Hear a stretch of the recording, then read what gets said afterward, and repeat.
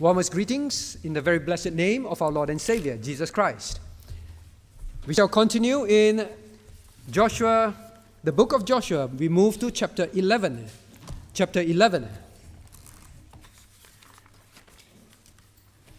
Now we have seen thus far how the Lord has delivered the children of Israel through great miracles beyond our understanding.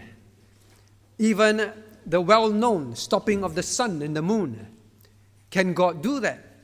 Of course. He's the one that created the laws of the universe. There's nothing too difficult for him. Now he did all this for the children of Israel to fulfill their purpose on earth. Always remember that. And we also saw that the children of Israel, they themselves had to fight, while God, in many instances, used miracles to deliver them. And we just saw in the previous week that God, at the same time, in different battles, expected the children of Israel to fight, to fulfill their human responsibilities. God has shown, I can easily target with hailstones my enemies and remove them. Very easy task for him. But the children of Israel were to engage. And we saw the resounding victory of the southern part of the land of Canaan. They entered somewhere in the middle, at Gilgal, and they headed downwards. Now, as they headed downwards, we remember the confederacy of 5 kings came against the children of Israel. It was a frightening time. Nations ganging up against you who have very little experience compared to them. Not just one nation, but 5 of them. But yet, as they fought, as the Lord helped them, they had resounding victory. Now, if you have been paying attention and following, you will notice one thing, that in these chapters before chapter 11, is one battle after another, and God says, tomorrow, the next day, and then that night, they had to quickly, the moment they received the commandment from God, march long distances, overnight marching, and to fight another battle, and then fight through the day. And then through the day, there's not enough time. Lord, give us more time. And then they fought through the night, or rather through the entire day that was supposed to be night. And they went on, and yet some more battles follow. Now, Christians, sometimes as we go through life, as we do God's will, that is what we face. One battle after another. We have our spiritual battles. It can be physical. Physical in the sense of challenges that you face as you choose to obey God and to do His will on this earth. As we studied, right? God never promised that there will be no troubles. God did not promise that it will be a bed of roses. But God always promised that He will be with us as we do His blessed will on earth. But it does not change one thing. The battles keep coming. And sometimes as you choose and you decide to obey God and do His will, then you find that, wow, God gives you victory after victory. It was not easy. For the children of Israel, it was not easy. Don't think that they were not tired. God said He helped them, but God did not say He helped them in a sense where they did not feel tired and anything. They were recorded to have been fighting. It can be very tiring. And then sometimes we go through things in life. And then we grow. They have grown. They have learned to trust the Lord. They have grown indeed. And then you reach another phase of life. Then you thought that, well, maybe some rest. Maybe some peace now. After all, what can get more challenging, right? It has been tremendously challenging. To the point where Joshua has to say, God, please stop the sun and the moon. It's very challenging to do this task in one day. And then you say, Lord, I've gone through really challenging things in life. It could be my health. I've gone through a very difficult phase. It could be financials. It could be family challenges. It could be children. It could be job. It could be joblessness. It could be something that you've gone through for maybe weeks, months, maybe even years. And then you finally see the Lord helping you through it. Now the children of Israel, they finished the eastern and the southern conquest. Not easy, we've seen. They might think that, well, things should be easier now. Now that we need to head north to conquer the northern nations. I don't think it would be any tougher. But notice, look at chapter 11. Notice that in chapter 10, verse 43, Joshua returned and all Israel with him onto the camp to Gilgal. Return to base camp. Sigh of relief. Should be more downhill from here. Easy work. We fought 5 kings at one go. Can't get any worse. But immediately God says, and it came to pass. No rest. When Jabin, the king of Hazor, had heard of those things, that he sent to, now 3 more kings to form confederacy. Now, history would record that this Jabin, king of Hazor, he was a very powerful king. In fact, at that time, it is believed that at that age, they were at the top of their power in terms of military prowess, riches, experience, respect. Now, this king is even more famous than those 5 kings that they have just faced. So Joshua would be, now it's Jabin. Well, maybe if Jabin alone is not that scary. But confederacy was formed again. Not just a powerful, well-known, fearsome king with lots of resources. He extended his resources by asking other kings, and some other places were named. These other kings, they were also formidable kings as well. But it doesn't stop there. Now imagine you're Joshua, finish, return to Gilgal, and then suddenly you hear, we need to go north naturally, but Jabin the famous Jabin is forming confederacy. How big a confederacy? Look at verse 2. To the kings, so just not 3 kings. Say, well, maybe just 3 kings plus him 4, well, it's all right. Verse 2, to the kings, plural.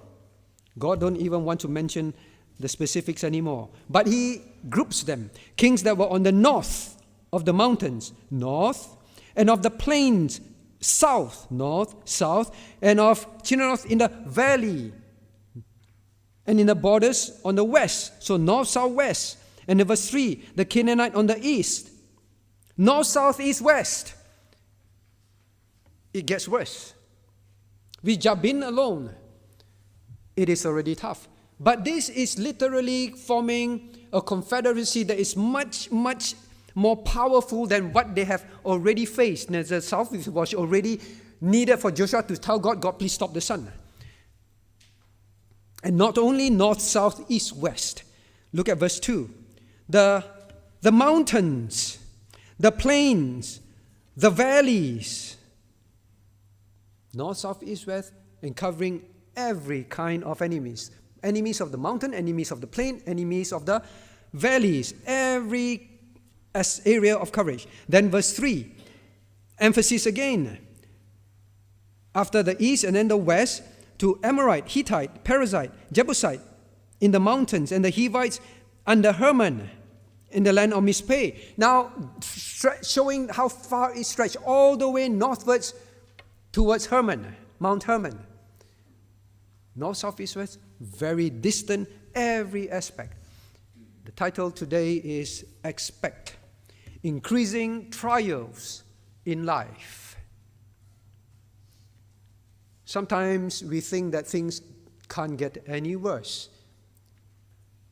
For them, it just got many times worse. You would think that, God, I am doing your will, right? I'm fulfilling my covenantal purpose, right? I want to live for your glory. As a student, as a working person, as a family, I want to. As a senior, I want to.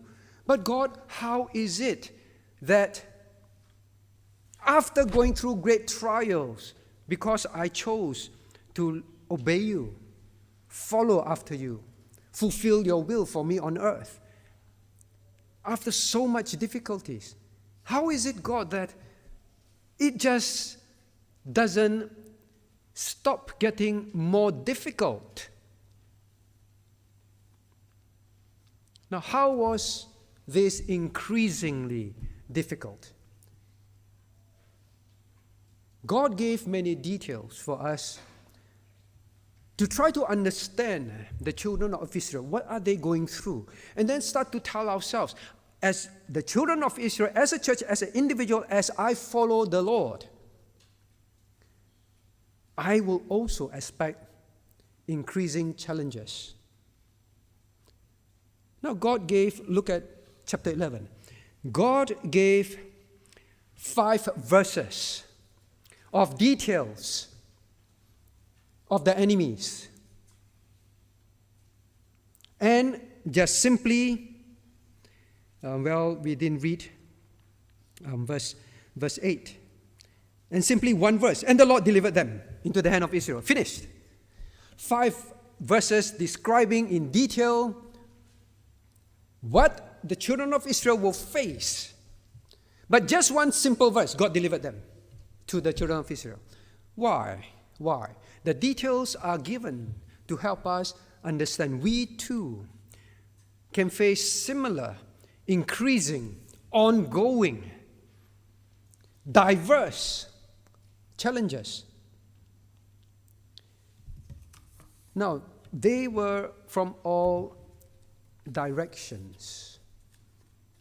They were different kinds of people living in different lands. Very diverse. Now, the Christian must know, and we are reminded, diverse temptations will come as you choose to live for God. Don't think that things will get better. It can increase. Now, if you turn to 1 Peter chapter 4, 1 Peter chapter 4, verse 11. Don't think this is, Old Testament people facing Old Testament challenges. 1 Peter chapter 4. 1 Peter chapter 4, verse 12.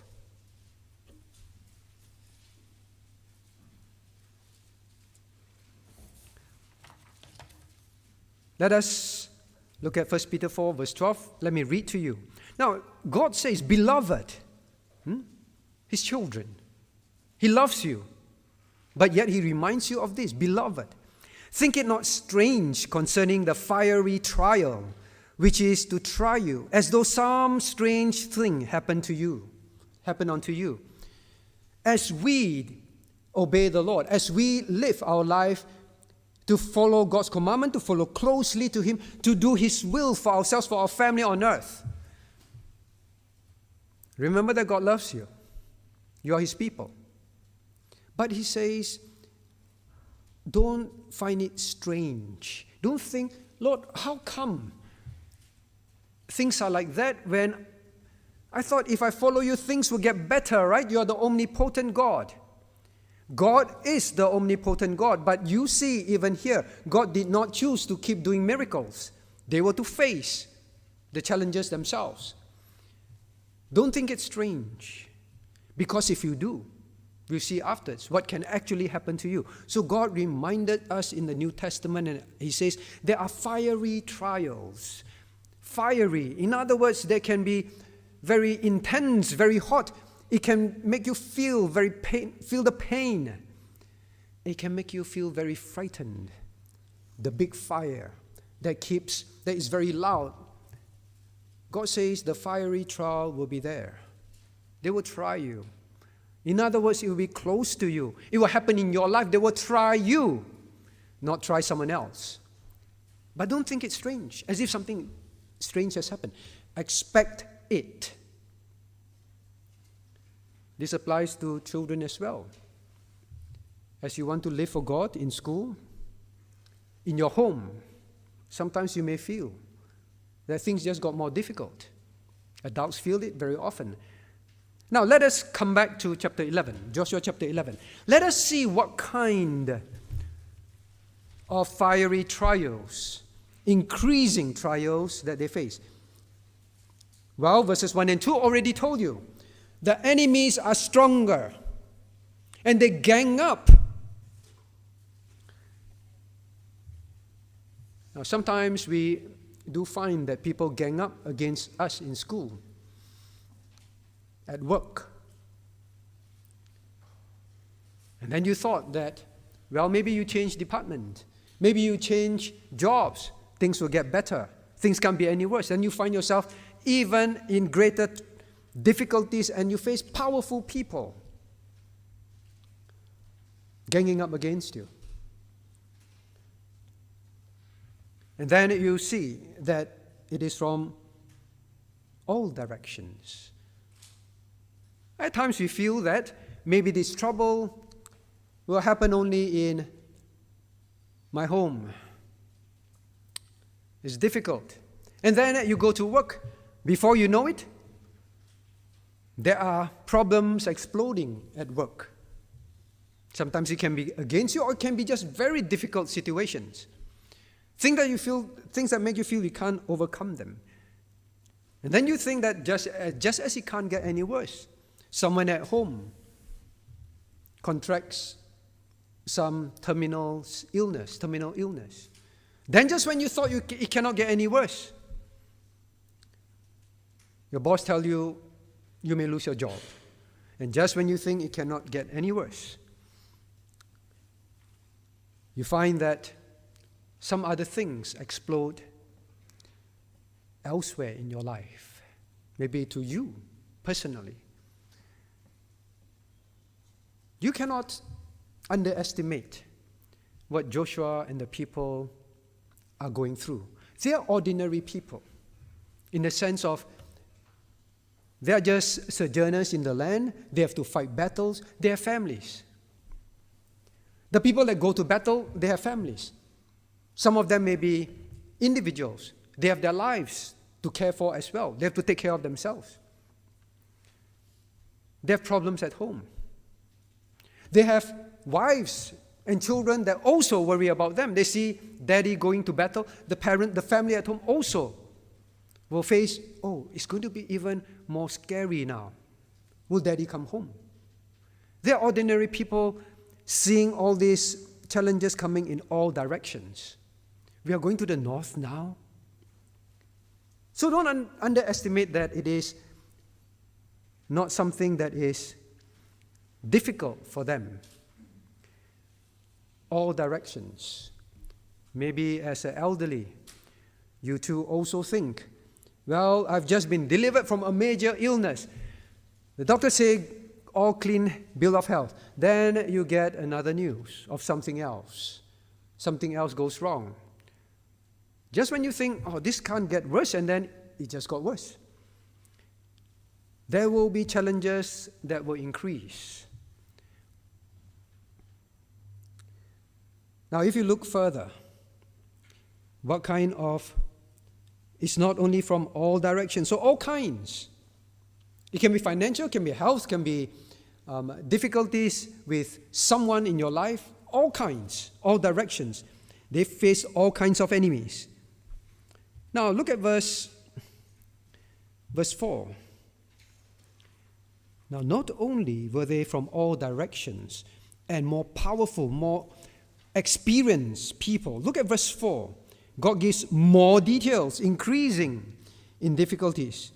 And they went out, and all their hosts, they were all experienced and all went. That is quite scary. And then God says, much people. How much? Even as the sand that is upon the seashore, in multitude. How multitudinous, how multitudinal, how much? Like sand on the seashore, describing, when you look at them, it's just, you can hardly count them. They gathered. So when you look, it's like as far as your eyes can see, they're all gathered. Very experienced, very powerful, very scary in numbers. So sometimes it's also about numbers. One after another, so many difficulties. And then you see further. And that, verse 4, and it says, with horses and chariots, very many. What are horses and chariots? Why did God give the details? Now, in the past battles, the other enemies, there were no mention that they had horses and chariots. These ones had horses and chariots, increasing superiority even over those in the south. Horses denotes that the enemies can move with much faster speed than the children of Israel in battle. Horses denotes the power.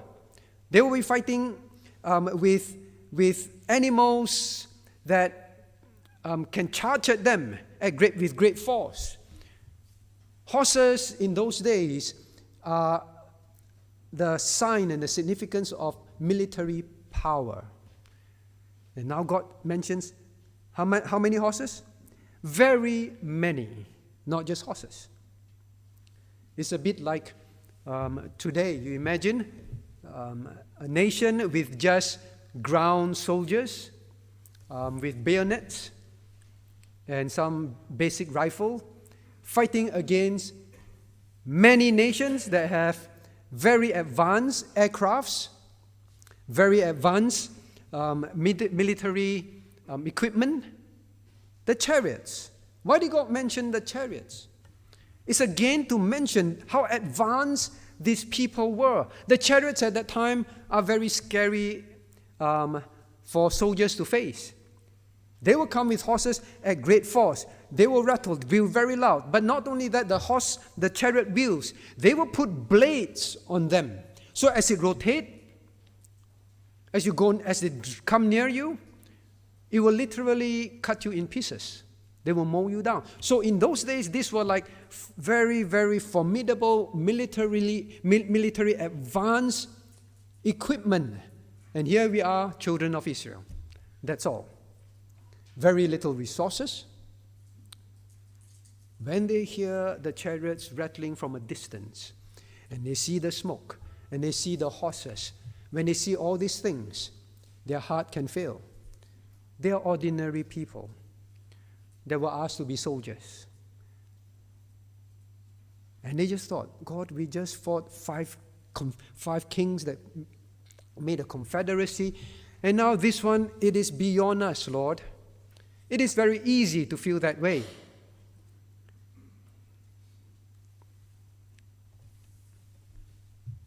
Now, when we go through life, sometimes you say, Lord, I want to obey you in my job, in my school, in my family. And then you begin to see from a distance the smoke. In other words, you see, if I live that life, if I now live only for the Lord, I see a lot of challenges looming. In fact, I see challenges that are really beyond my ability, beyond my experience in the past, that I need to now face. I see formidable people. It could be your parents. Lord, I want to obey you in this. I know that I have not obeyed you in this all my life. And now, Lord, I want to. And then you foresee what your parents may say, may do to you. And the worst sometimes is Christian parents. You want to live for the Lord. You want to obey. And then Christian parents make it difficult. Or you can be in a situation where you've become a Christian and your parents say, they're formidable, they have all the equipment, they have all the resources, they say, then you leave the house. I've met many of this since I was saved, literally. You will face that. You see in a distance, say, you leave the house. Don't expect me to pay for your education anymore. Go, leave. Where are you going to live? Where are you going to stay? I don't care. You want to be a Christian? Leave. I've seen so many. or they make life difficult. Or you want to live a godly life at work and your boss makes it very difficult. They are formidable. They got lots of tools to pressure you. How would you respond? Maybe as a head of the home, now you want to live rightly. You find that your spouse, you find that your children, they do not want to follow. And you find that it will cause a lot of problems at home. But you know, this is the will of God. I have to obey. Just like the children of Israel know, I must go to the north. Our duty, our responsibility, our mission in the land is to take north and south. We must take it. So you say, I want to do God's will, follow God's will. As a young person, as a young adult, as an elderly, I want to. And then you find, looking in the distance, what you hear, what you see, what you fear, now begins to take your heart. Don't be surprised, my friends. Even as a Christian, you say, I want to live for the Lord. I want my children to live for the Lord. Your parents, your in-laws, maybe even your spouse is the one that will cause the most difficulties to you. Very many, not only very formidable, but like sand of the sea, and so many that you can't even begin to count, one after another. How would you respond? How would you respond? Now, sometimes when we face all these things, like Joshua, look at verse 6. Like Joshua, we fear. We fear. And the Lord said unto Joshua, be not afraid. Afraid of what? Now, we have lost track of how many times God keeps telling them, telling Joshua, be not afraid, be strong and of a good courage. Now, here the Lord is very patient. Again, the Lord says, be not afraid. God knows. One of the response that we will face as we see the increasing troubles in life, as we live obediently to the Lord, fear will arise as you see what can occur in the horizon. Very real problems. Very real problems. God says, be not afraid. Because of them. That is the thing. God knew the heart of Joshua. It is, this time God included because of them. In other words, God knew. Joshua saw all this. Increasingly far more difficult beyond my imagination. Now, Christian, as we go to the next stage of our Christian walk, the challenges can become far more frightening, far more scary.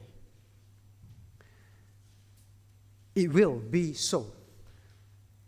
Someone asked me, Pastor, why is it that now I've chosen to live for the Lord?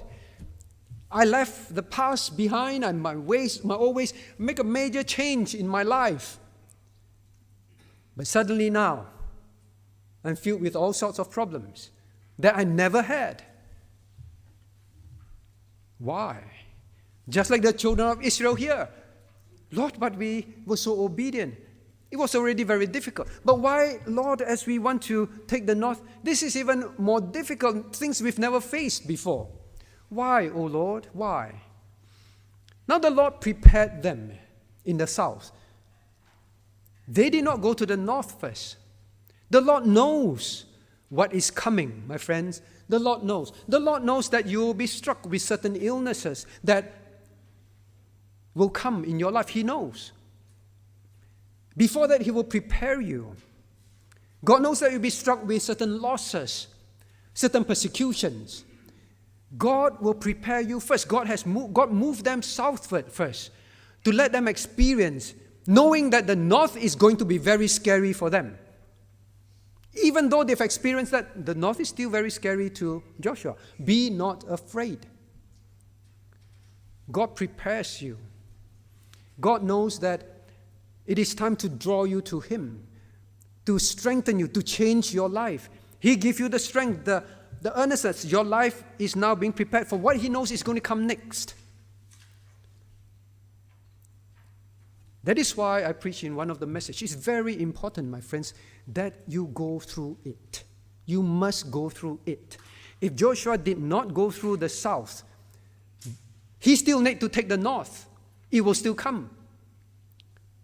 It will be unthinkable to the people if they did not experience what they have known in the south.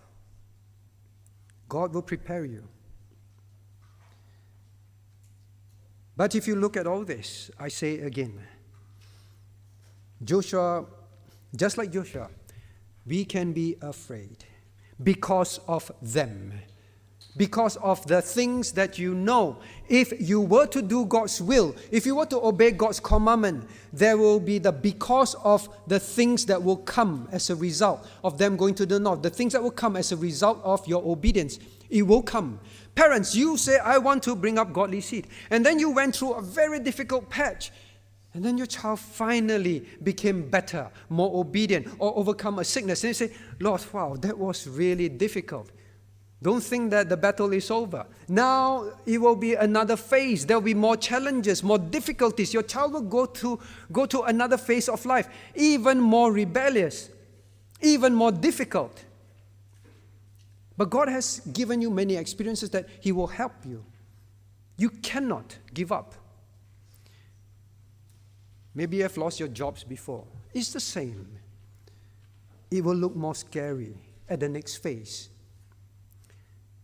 God knows that we will fear because of them. You look at the them. God says, don't look at the them. I want you to note in verse 6. He said, now because of them, don't be afraid because of them. Instead, what did he want him to focus? For tomorrow, this time, will I deliver them up all slain before Israel. Thou shalt have their horses and burn their chariots with fire. You see the them. Who are the them? The them are the enemies. They are very powerful. Who are the them? The horses. Who are the them? The chariots. These very things that you fear. What did God say? Will I deliver them to you? I.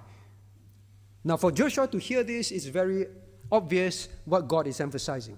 Because the I is a standalone I.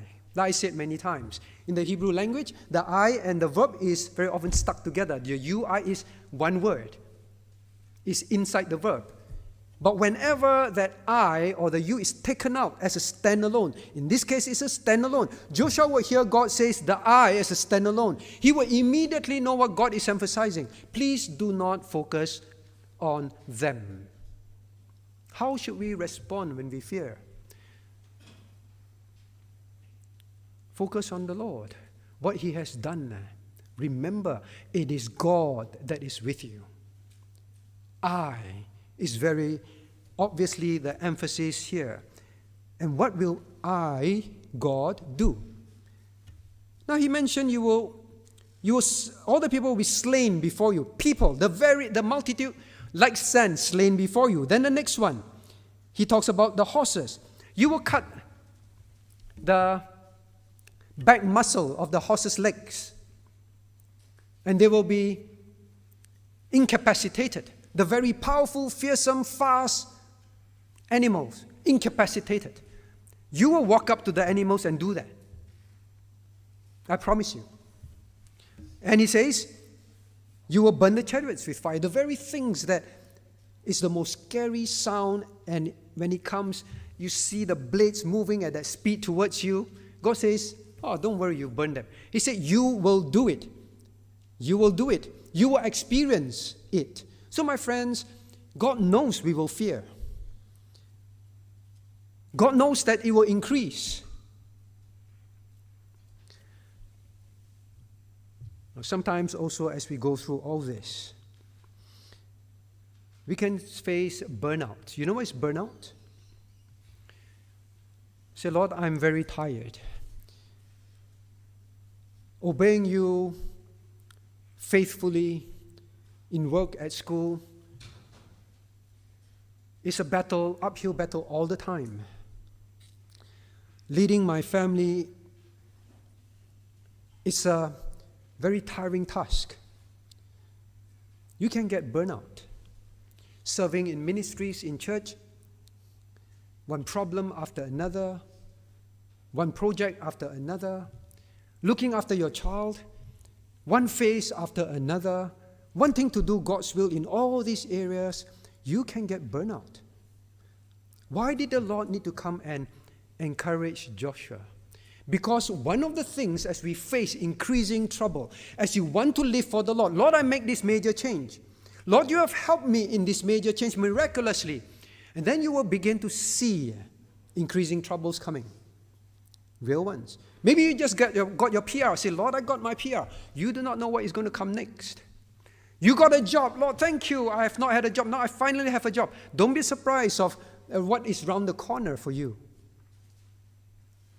You just recovered from a major illness. Don't be surprised what is around the corner for you. And then when you are going through all this and you see all this, and then you begin to fear, you also can begin to, like Joshua, Lord, I think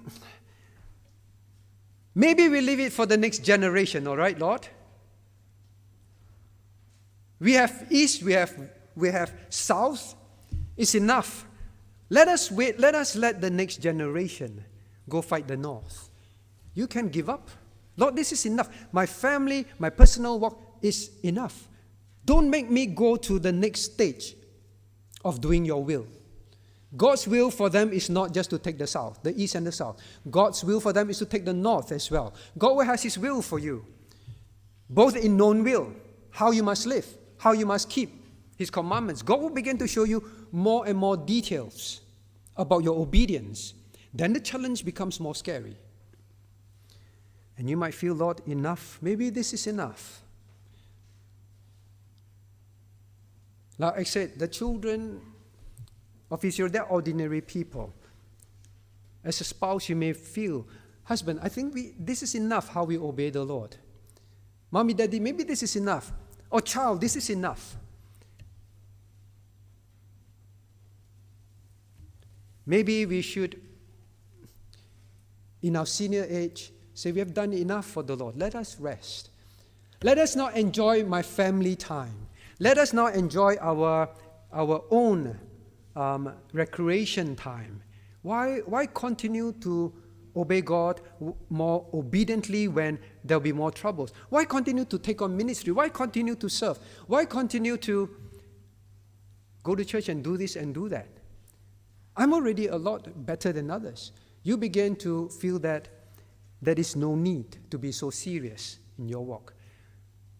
Maybe we let the next generation of BPCWA people do that, all right? Now, these recent changes in church, it's not easy. It's easy for the board, the session, to say, Pastor, maybe it's enough, right? We are doing well. Combine, translation, we're happy. Why go through all these changes? But we need to grow. We need to reach out to different groups. And to do that, there's much trouble, much difficulties. In COVID-19, it's easy to say, let's take the easy way out. Don't need to come back. It's so difficult, right? We can take the easy way out. Burnout is too much work. In your own life, you can experience burnout. Now, I was reading this and I was thinking, how would the families be going through that? How would a child be going through this? Because I asked myself, they need food, right? They go to battle, they need food. Just like housewives at home. Every day they're thinking, what to cook tonight? You know, we have Coles, we have IGA, we have Spudshed, we have Woolworth, we have all this. And you're already thinking, what to cook? They don't have all this. Whatever they see in the farm, they have to figure out what to cook while daddy is doing battle. And the child is crying, the child is sick, the child is naughty. You have to handle all those things. These are real life things that keeps increasing. And then the husband comes back from the battle. This is what I got from the houses there. All right, it belongs that to you. All right, why for you? Then you look at what spice is this? What food is this? You smell, what is that? What am I going to do with this? They have a lot of things they constantly have to think about. They don't have flushing toilets. They have many things that they need to face in their daily lives, and the husbands also worry. Joshua have fear. I'm leading men who have children. I'm leading men who are someone's child to battle. They may die. You lead your family. You wonder, if I live like that, my child may lose out in life. You have many fears. You feel like giving up at times. Joshua was encouraged by the Lord. Do not be afraid because of them. Whatever it is in your life that you see, if you obey God to the next stage of obedience, you see those very things that you're afraid of. God says, be not afraid because of them. Think of the horses, think of the chariot, think of the multitude of very powerful people. Don't be afraid because of them, but the Lord will deliver. My friends, what happens when you and I do not expect to face the increasing trials as we obediently obey Him in all commandments in the Bible, in our personal walk, in our family life, in church? What will happen if we don't expect that? And even when we expect that and we see that and we fear, what will happen? I ask you. What will happen? What will happen to the children of Israel if they say, let us not go to the north? Because of them. Let me not obey God in this. Because of this thing and this person and this situation that I will face. What will happen? If they did not go up north, they will not fulfill God's purpose for them. Very simple. If they choose to fear, to give up, and just to stay put, they have enough land. What if they say, all right, Jabin, I won't disturb you. Please don't disturb us. Sometimes we're like that. All right, I just don't want to grow. I won't go there. All right, just let me cruise along. Then the northern kingdom, northern nations won't be taken. Then Israel cannot be formed into a nation. Then the Savior, the prophecy of the Savior will be impacted. There are great spiritual causes that will be impacted. Don't think that, Lord, I've obeyed you enough. Maybe I do not need to go to that next stage that you keep reminding me in sermons, in my quiet time. I do not need to go there, Lord, because it's too difficult. Please know, you will fail God's purpose in your life. You want that? You live the rest of your life. In fact, the children of Israel eventually became like that. Useless to God. Now, please don't think that these battles is the end of it. Know this. When God says Joshua attacked and wiped them out, Joshua took all the nations, Joshua killed all the kings, please don't think that there are no more battles to fight. You read Judges 1-3. What Joshua did was at a macro level. When God says He wiped them out, God is saying He wiped them out sufficiently to cripple every nation, such that the children of Israel now can move in and stay and take over the land. That is what God is saying. Because there will be the remnants in the land, but they are crippled already. The children of Israel, the individual tribes, as we know from Judges, they were supposed to continue to remove the remnant. But we know the story. They did not. The same for you and I. You think that, yes, victory, this is good enough for our church. This is good enough for my family. This is good enough for my private, personal walk, Lord. I don't need to push the next obedience. Because it will cause family the unhappiness. It will cause a lot. I don't want to push it. That is the children of Israel. Even when they had the land, when they moved in, the individual tribes did not want to fight anymore. Lord, enough. This is good enough. So what will happen?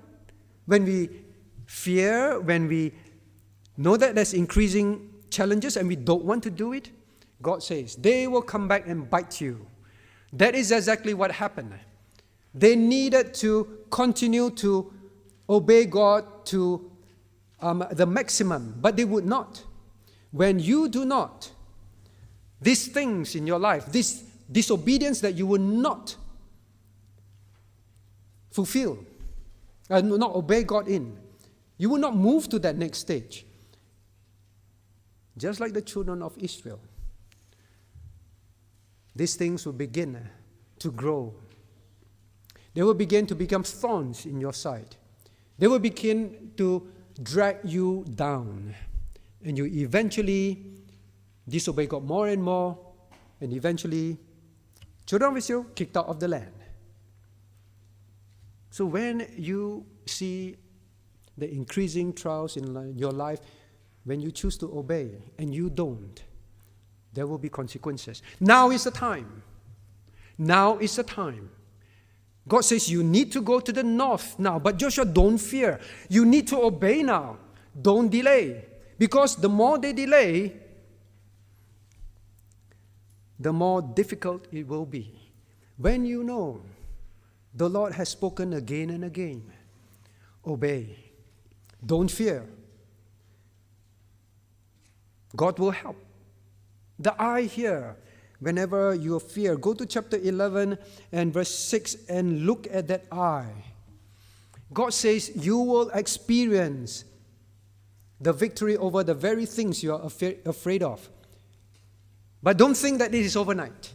Oh, so easy.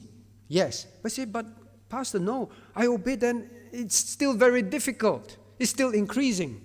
How long did they fight? Now look at chapter 11 at the end.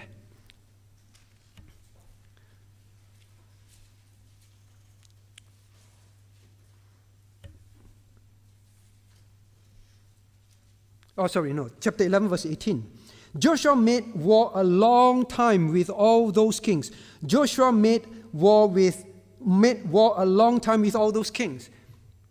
There are some that God says, I will deliver it to you tomorrow. But God says that Joshua had to fight for a very long time. All these kings that had all these things, he battled for a long time. He did not just say, God, I'm burnt out. I don't want to continue anymore. God is too difficult. God is too frightening. Lord, I don't want to persevere obeying you anymore. It may not be today. It may not be tomorrow. It may be years and years and years later. The reminder is you expect the increasing difficulties, but throughout you must not give up. When it's God's timing, keep obeying. Keep obeying. Keep doing. What else will happen? When you face with all this, and you can grow, but you would not, over time, you will begin to murmur, complain. You will begin to blame and doubt God over time. That is exactly what the children of Israel did as well. When you see all these things, it will paralyze you. Either you reject the fear and trust God and keep moving, and year after year after year, it gets more and more difficult, still have a lot of battles to fight. Or over time, you begin to hate all these things.